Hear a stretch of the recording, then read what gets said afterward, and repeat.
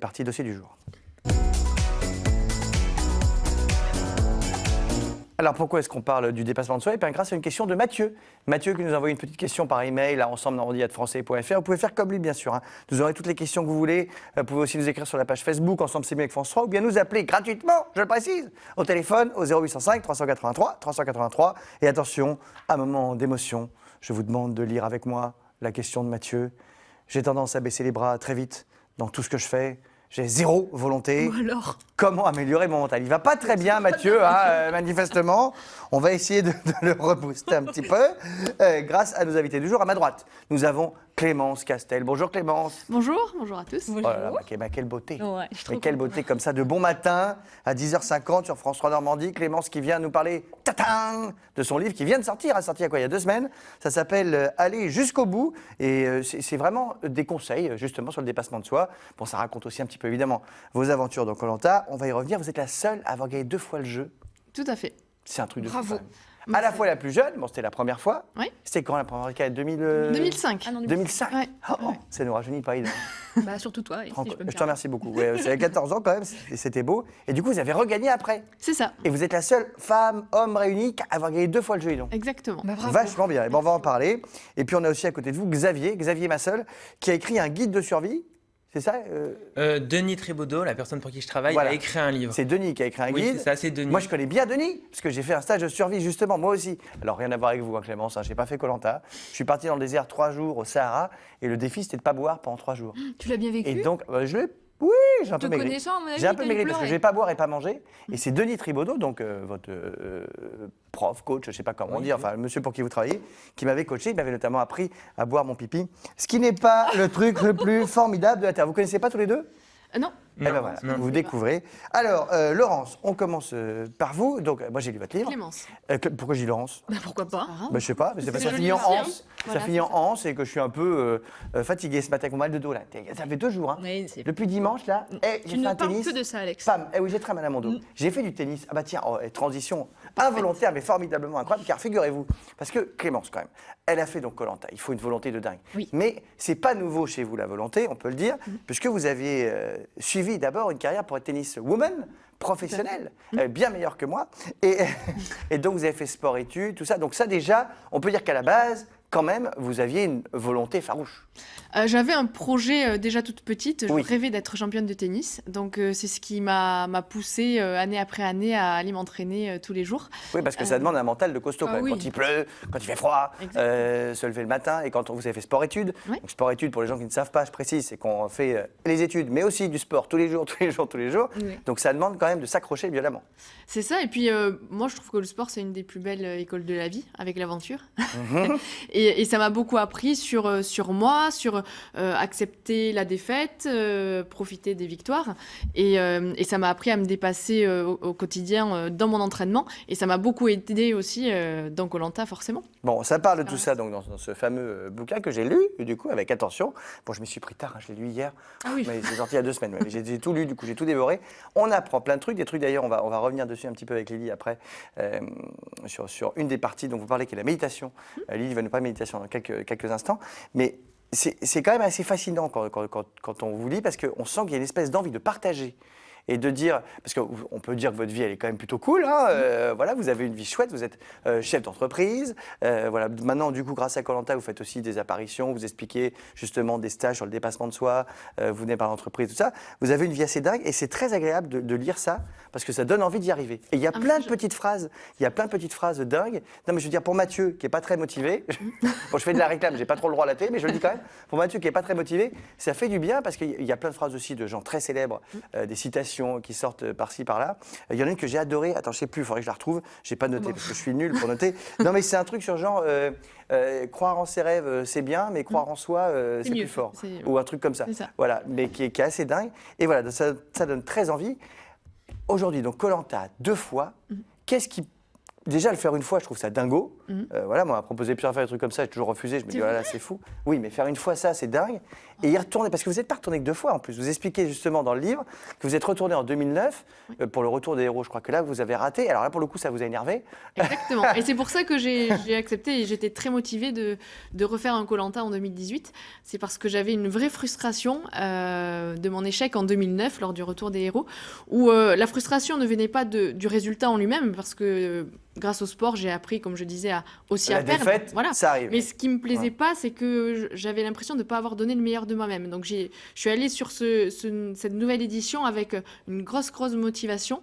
Pas forcément, le but ultime n'était pas forcément de gagner, mais de donner mon maximum et d'aller le plus loin possible. Et si le plus loin possible était de gagner, évidemment. Eh oui, ce qui implique aussi plein de trucs, de la stratégie, de la réflexion, parce que c'est pas facile Koh-Lanta. Vous ferez Koh-Lanta, vous les filles? Bah, moi j'aimerais bien, mais je serais nulle. Bah, Pourquoi? fais un stage avec Xavier.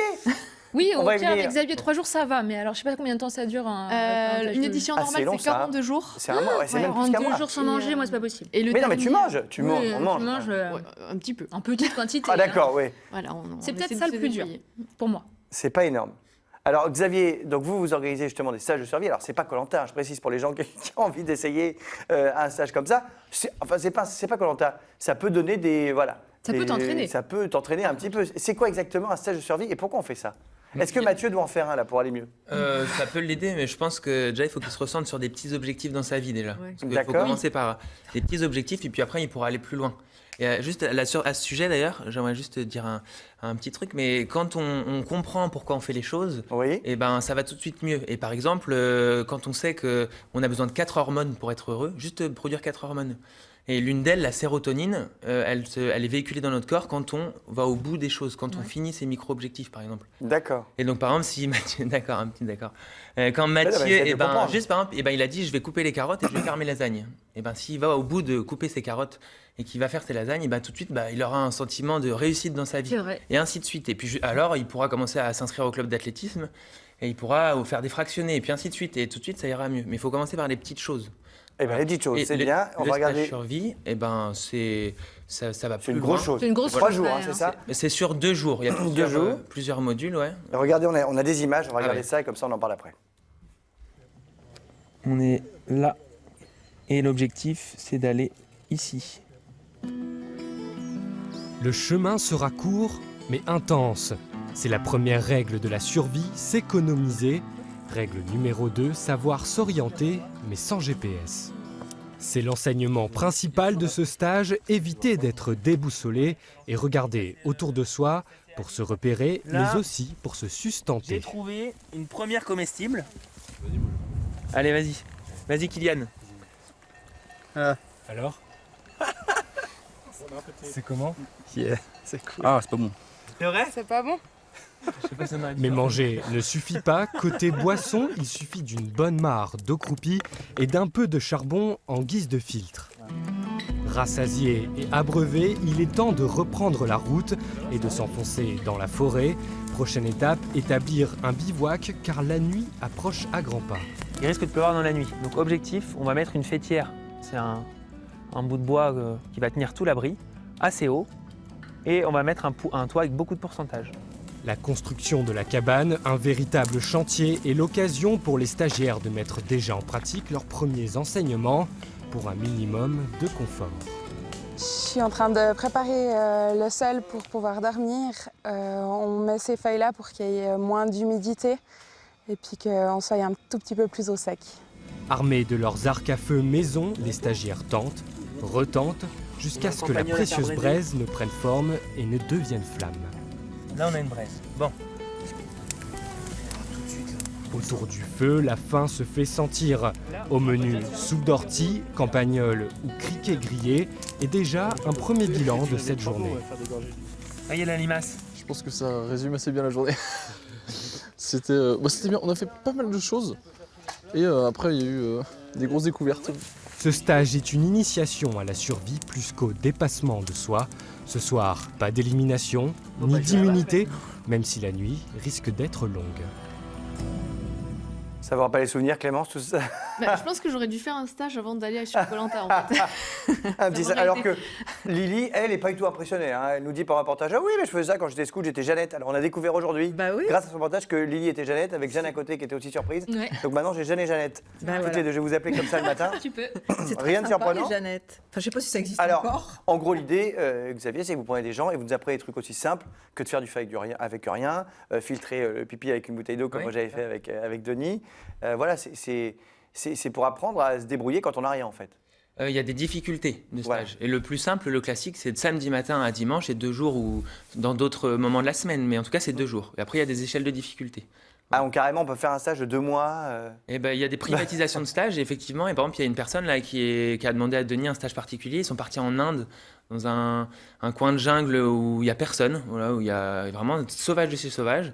Et ils ont passé 1 à 2 semaines tout seuls, vraiment isolés. Et voilà, ils recherchaient ça. Ouais, alors personnellement, je préfère passer 2 semaines avec vous qu'avec Mike Horn. Hein. Vous êtes beaucoup plus sexy. Oh non. On va...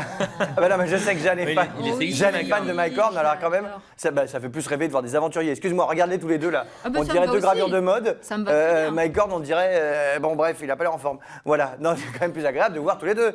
On dit des vrais aventuriers, ça peut aussi être beau. Bah, Mike Ça, Horn, ça c'est peut un être vrai classe. aventurier quand même. Hein. Oui, mais il n'est pas beau. Oui. Alors, vous les filles, vous avez justement regardé les stages.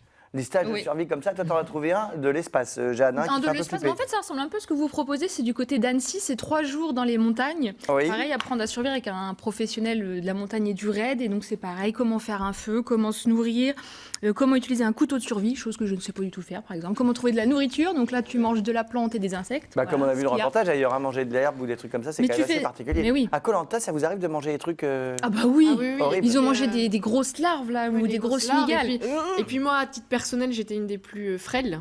Donc tout ce qui était comestible, je faisais pas la difficile, hein, parce que ça pouvait influencer mon physique Bah oui. et puis m'aider à tenir, parce qu'il faut tenir sur la longueur. Eh oui, C'est pas évident. Bah oui, mais tenir, ça demande de l'énergie et donc de la nourriture quand même. C'est ça. Alors certains pouvaient se permettre parce qu'ils avaient quelques réserves. Moi, En tout bien, tout honneur, hein, je le dis ça gentiment. Il y en avait qui sont arrivés, boum, et ça fait un stage d'amaigrissement. voilà, Aussi c'est Koh-Lanta. Il y en a C'est qui pas perdent mal. près de 10 kilos, je crois, non Oui, bah, Ou- moi la dernière fois j'ai perdu 9 kilos. Et ils étaient où Déjà, t'étais pas bien Ah grosse. bah, Ils c'est ça, étaient où c'est-à-dire qu'à un moment donné je n'avais plus d'énergie. Donc il y a Mm. quelques épreuves, je suis passée à côté parce que Eh oui. j'étais complètement à plat. Et après l'adrénaline de la fin d'aventure m'a fait gagner les dernières épreuves. Enfin pas la dernière, mais voilà, j'ai pu tenir grâce à ça. Mais on revient chez soi très fatigué et on met un certain temps à s'en remettre. Mais heureusement, on a un gentil mari et des enfants. Exactement. Et donc, et on s'occupe bien avec Mathieu, qui, je précise, n'est pas le Mathieu qui nous a écrit. Hein. J'espère pas. Votre Mathieu à vous, Mathieu, bah, qu'on connaît, si vous suivez la Starac il y a Joanne. quelques années, Ouais. puisque vous êtes marié à Mathieu, qui était. C'était quelle Starac? C'était la première, je crois, non, même d'ailleurs. Non, c'était en 2004, la 4e. Ah, c'est la 4e. Bah, dis donc, il a tellement marqué le truc que j'avais l'impression que c'était la première. Voilà. Mathieu Johan, qui était formidable, Et qui qui était est avec toujours formidable. Grégory Le Marchal. Avec Grégory, eh oui, qui est formidable, et toujours formidable, qui est votre mari, et vous êtes Voilà. parents tous les deux de 2 magnifiques enfants. Exactement. Le dépassement de soi aussi dans la vie de tous les jours. C'est formidable. Allez, revenons au sujet. Toi, Lily, tu as découvert un truc avec un stage, Ah ouais. avec un gilet de combat. Oui. Ah oui. Où on Les apprend à Américains- survivre avec un C'est jet de forcément des Américains qui organisent ça. La société s'appelle Jungle Survie. Et eux, ils organisent un stage de 14 jours avec un gilet de combat qui s'appelle le brelage de combat. Je sais même Donc, pas ce que on a c'est que ce tout. truc. Bah, c'est un gilet un peu comme le gilet des photographes. Hein. On a une photo là, On à a l'image, tout, voit on a ça, tout mais- dans le gilet, ça permet d'oublier le sac à dos et de pouvoir crapahuter c'est bien. libre, en liberté. Et il y a tout est réduit en forme de kit, tout est rangé dans des poches et machin. Et voilà, on emporte son gilet, on passe 14 jours. Alors le niveau de stage est difficile, hein, c'est un niveau élevé, c'est pour des gens entraînés, il faut avoir moins de 45 ans. Oh la vache, ah, Avoir, mais je suis à la limite. Voilà, une Faut que je me forme, dépêche. Faut que je me dépêche si je veux Une le faire. vingtaine d'années encore. Hum Une vingtaine d'années. C'est très gentil, Clémence. Merci beaucoup, mais non. Malheureusement, non. Ouh là là, mais dis donc. Voilà. mais c'est- Et donc c'est homme ou femme, hein, ça peut être les deux. Ah, mais Et- 15 jours, c'est long. Hein. Pour Ouais, le coup, là, faut 14 être jours, motivé. Hein. C'est long. 14 jours, on s'inscrit sur Internet hein, et le prix de la participation varie selon le nombre de personnes. Alors, ils donnent évidemment le prix en dollars. C'est entre 2000 et 3500 dollars par personne. Ah oui, quand même, pour 15 Tout jours. compris, ouais. C'est-à-dire que 15 c'est jours. aussi cher que de partir dans un club de vacances, mais. Mais voilà, on ne sait pas c'est si on moins- revient. C'est moins fun. Hein, On ne sait pas si on revient. C'est vraiment pour les on passionnés sait pas si on d'ailleurs. revient. Non, mais Lily, Ils le mettent, hein. J'espère qu'ils reviennent quand même. Ils mettent Après, que c'est vraiment pour les passionnés, motivés et que c'est un stage rustique. Oui. Voilà. On peut diviser presque la discipline survie. Il y a ce qu'on appelle le survivalisme. c'est les personnes qui pensent à une fin du monde proche, par exemple, et qui se disent il va falloir qu'on apprenne à survivre. Sans électricité, Voilà, tout sans ça, trucs ouais. comme ça. Même la guerre, ou comment résister à une situation de guerre, ainsi de suite. Alors, on espère que ça va pas se passer comme ça. Non, on espère pas, que et- ça va bien aller. Nous, avec Denis, par exemple, on prône l'inverse. Nous, c'est une approche nature, une approche douce. On va apprendre plein de choses sur la nature, on va se promener tranquillou. Et effectivement, on va apprendre à se débrouiller avec rien. Mais on n'a pas la logique de résister à une fin du monde proche, ou c'est pas du tout ce qu'on prône. Et c'est vrai que là, Eux, c'est ce que- proche du Eh ben ouais, combat. ce que tu nous hein. as Voilà, montré, d'ailleurs, ça eux, s'appelle c'est la- bien, un c'est leur gilet, faire. un gilet les kaki Américains, ils sont militaire comme ça, qui vient pour la hein. bagarre. Ouais. Non, c'est pas Ouais. du tout ce que nous on prône. C'est pas ce qu'on va rechercher. Et sur la nature, justement, que vous en parlez, Clémence aussi en parle dans son livre, c'est important comme ça de se retrouver, parce qu'on sent que chez vous, c'est un truc hyper important, Clémence, d'aller, je sais pas ce que vous faites, est-ce que vous avez vadrouillé dans Non, la mais nature profiter, tu parlais tout à l'heure du brame du cerf ou profiter d'un coucher de soleil, profiter du chant des oiseaux au réveil, c'est des choses qui sont accessibles à la plupart d'entre nous, bon, sauf ceux qui habitent dans les grandes villes, mais ça reste accessible, ça coûte rien et ça peut apporter beaucoup de bonheur. On n'est pas obligé de partir dans une île perdue au fin fond de je ne sais quoi faire une aventure. Exactement. pour profiter Dans de la la Manche, nature. On entend les oiseaux, on a de beaux couchers de soleil. Eh voilà. oui. Et ça, si je peux, j'aimerais juste rebondir là-dessus, et je trouve que c'est magnifique quand on a conscience de ça. C'est Luis Espinassou, c'est un accompagnateur des Pyrénées, qui a mis ça en évidence. Il explique qu'il faut, c'est important de se recentrer sur l'ordinaire. Ouais. Et aujourd'hui, on est en recherche permanente d'extraordinaire. Et tout à l'heure, on parlait de Mike Horn. Et quand on lit Mike Horn, on se dit mais c'est ça la survie, c'est ça l'incroyable. C'est faut aller dans la banquise, enfin sur la banquise, faut aller dans la jungle pour vivre des choses incroyables. Eh ben non. Dans notre jardin, il y a au printemps la reproduction du hérisson. Le soir, on sort et il y a des hérissons qui sont en train de se frottiller les épines. Après, Dis donc, cette émission devient extrêmement chaudasse. après, il y a les oiseaux Non, mais qui vont même chanter. Il est en ce 11 moment, heures. Regarder son jardin Et s'ouvrir ouais. au printemps, c'est étonnant. Moi, je trouve. Et voilà, que il y a ça, pas c'est- besoin- Bah oui, il n'y a pas besoin de partir sac à dos. Et moi, c'est ce que j'essaie aussi de transmettre à mes crapahuter. enfants, qu'ils aient le goût de ça, d'être déjà en le goût du extérieur. quotidien. Et le goût du quotidien, de faire une promenade au bord de l'eau, d'une rivière. Voilà. Oui. Bon, Et ça, moi, c'est c'est ce chouette. que j'ai vécu petite et c'est ce que j'essaie de transmettre. Donc voilà, profitons de la vie quand même, des petits plaisirs de la vie, de la nature et tout ça. Et un autre truc dont vous parlez dans votre livre, et Lily, justement un sujet là-dessus, c'est la méditation. Ça peut aider peut-être Mathieu, ça. Oui. Ça a l'air d'être Moi, je hyper pense important que- pour vous. Vous expliquez même d'ailleurs qu'entre la première aventure et la deuxième, c'était une grosse différence. J'ai découvert ça en me préparant au dernier Koh-Lanta. Eh oui. Je me suis dit, je fais une préparation physique, mais je vais essayer Ouais. aussi de me préparer psychologiquement. Donc j'ai découvert la méditation et je continue aujourd'hui parce que ça m'amène un vrai bien-être. Et dans une épreuve comme Koh-Lanta, ça m'a beaucoup aidé pour déjà me recentrer sur moi-même alors qu'on est entouré de personnes qu'on n'a pas forcément choisies. Donc ça permet de gérer déjà mieux le rapport aux autres. Et puis dans les épreuves où il faut rester statique pendant 2-3 heures, Le cochon pendu. par exemple. Non, là, faut du mental. Hein. Voilà, ceux qui tiennent 3 heures. Mais ça permet, la méditation permet de s'évader à certains moments. Moi, je sais que quand je retrouvais ma respiration de Ça mes permet séances de se méditation, recentrer. ça m'apaisait tout de suite et ça m'a permis, je pense, de faire aussi les bons choix. Donc, Alors je maintenant, il y a pas continue mal dans ma vie. d'applications sur vos téléphones, si vous avez le téléphone, il y a pas mal d'applications qui permettent justement de se concentrer, de méditer et tout ça. Toi, Élie, tu as trouvé autre chose, Oui. la méditation à l'école. La méditation, oui, ça gagne tout le monde. Hein. C'est vraiment général en ce moment. Ça gagne maintenant les écoles. Et le psychiatre Christophe André, qui est un grand fan de méditation, qui a écrit beaucoup de bouquins là-dessus, s'en réjouit parce qu'il dit que ça permet de se recentrer, d'optimiser, d'écouter. On apprend beaucoup plus de choses. Et en Normandie, il y a plusieurs écoles qui s'y mettent. Au Havre, il y a une école primaire, qui est l'école Sainte-Anne. Et à Rouen, il y a 2 lycées, donc pour les plus grands. Il y a le lycée Les Bruyères et puis le lycée Émile Zola. Et ça donne d'excellents résultats. Il paraît que tout le monde est content sur l'effet positif de concentration et de meilleure écoute des élèves. Eh bien, génial. Vous On faites ça, apprend vous avez mieux. dans vos stages aussi la méditation? Non. Mais en fait, les stages, on est un groupe et c'est jamais le même stage parce qu'il n'y a jamais les mêmes participants.